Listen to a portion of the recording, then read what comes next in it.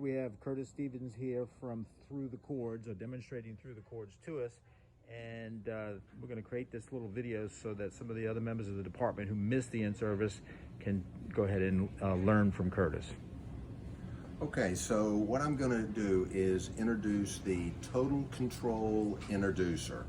It is a manipulating bougie that you control with the finger trigger right here.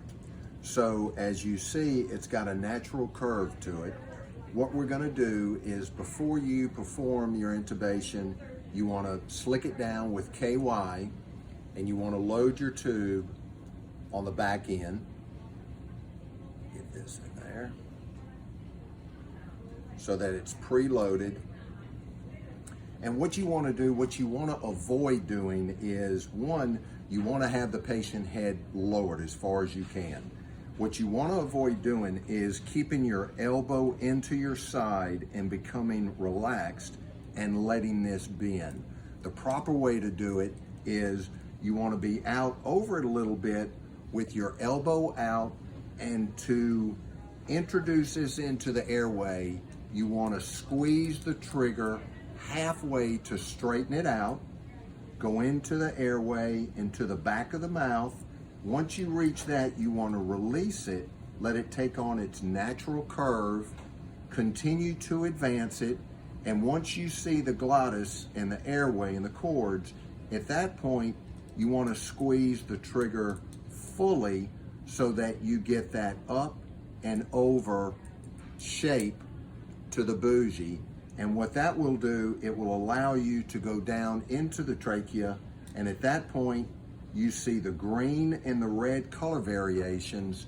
You stop at the cord, that is your measured depth, release the trigger, and with your thumb, reach up, push that button, and the trigger goes away, and at that point, you introduce endotracheal tube,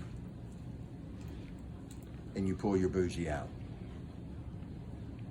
Are more people using the glide scope to visualize this procedure, or do you still see some people using direct laryngoscopy? No, you have to use video laryngoscopy. You cannot use direct laryngoscopy on this. It must be video. So you want to sweep the tongue to the left to leave the right side.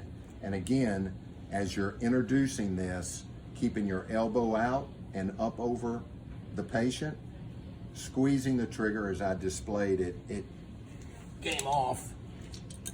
But roughly what size tube do you recommend that you load on there? Obviously you can't go smaller than a certain size, but I believe a 6 is as small as you can go. So okay, if you're typically trying to insert a smaller tube just because of the difficult airway, this may give you an opportunity. Rather than going a 6, you could go a 7 or a 7.5, because this can be treated just almost like a disposable flexible bronch, because you're able to manipulate the tip of it just like you can those.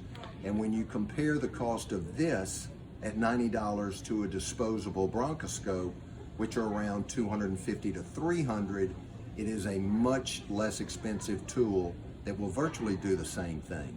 Okay, sounds great. Thank you.